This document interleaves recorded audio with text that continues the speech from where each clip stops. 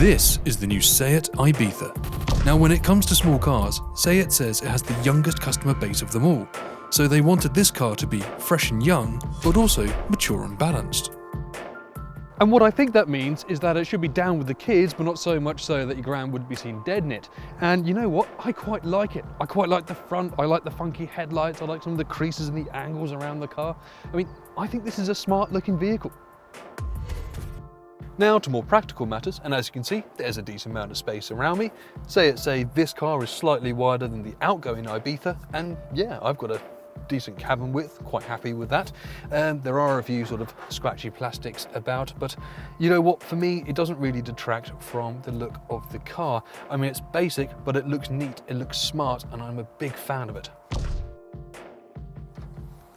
Compared to the last generation, the boot is about 60 litres bigger, so the equivalent of an extra suitcase or big backpack, and it feels like a decent, usable space. The rear seats fold down in a 60-40 split, but a large step forms between the boot and the seats, so it will be quite difficult to slide in big, heavy objects. Now, we criticised the last Ibiza for being difficult to get in and out of the rear seats thanks to doors that didn't open very wide. On this new Ibiza, the door still doesn't open up all that much and the aperture is quite narrow, but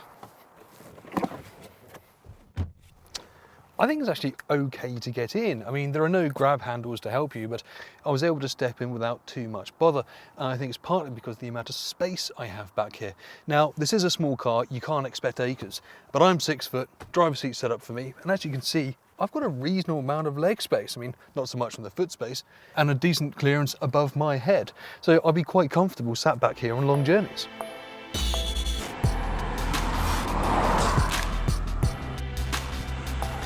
So there are 3 petrol engines available from launch, all petrol, all 1 litre, and the power ranges from about 75 to 115 horsepower. And there's also going to be a Meteor 4-cylinder 150 horsepower engine coming later on in 2017, and there's a couple of diesel engines on the horizon as well. The car I'm in today is the 95 horsepower turbocharged petrol, and I've got to say, I think it suits this car brilliantly. There's strong acceleration. I mean, you're not going to be setting any land speed records, but I think you've got enough oomph there to do an overtake if you need to. You're never going to struggle to pull out of a junction. It's basically nippy without feeling aggressive. I'm also a big fan of the way this car goes around corners. The steering is a little bit on the light side, but it grips really well. There's very little body roll, and that just makes the car feel quite agile.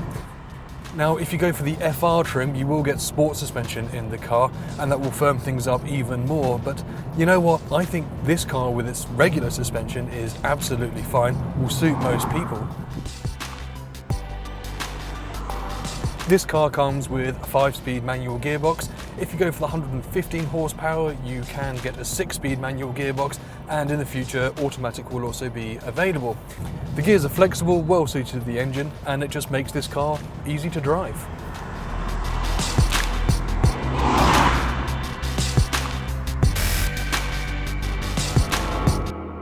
Bluetooth is standard across the range, but unless you go for one of the top trims, digital radio isn't. So if you're buying a low to mid trim, have a look through the brochure and consider adding options such as the parking sensors, rear view camera, or keyless entry.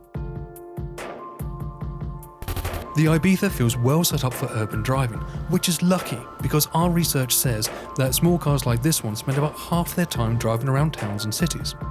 It's effortless to manoeuvre, and while visibility is good, it's not great, so you might want to invest in those rear parking sensors just so you can get it in and out of a tight space.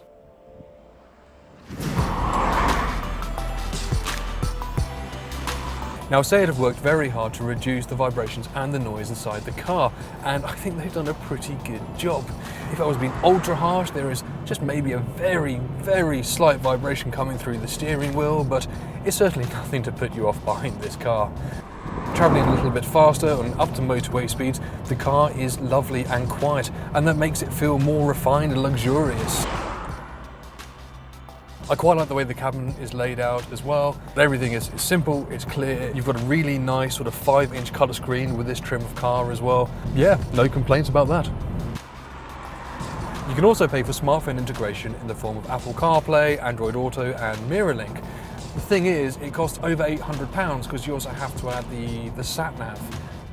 So why do I have to pay so much to add the Seat sat-nav when I'd be quite happy using the one from my phone?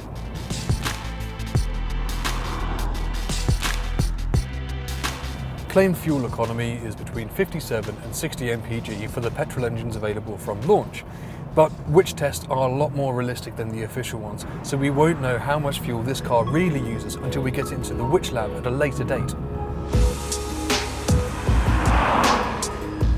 The Ibiza comes with a range of safety equipment as standard, including an autonomous emergency braking system called Front Assist. The system will monitor the road in front of you and, in an emergency situation, will apply the brakes for you if you haven't already. It's both an impressive safety system and an important point of difference to the rival Ford Fiesta, which also has an autonomous braking system, but unlike the Ibiza, doesn't come as standard on any Fiesta car. And we're not the only ones who are impressed. Partly thanks to this system, safety experts Euro NCAP have already awarded the Ibiza a full 5 stars for safety, and that should be a confidence booster to any potential buyer.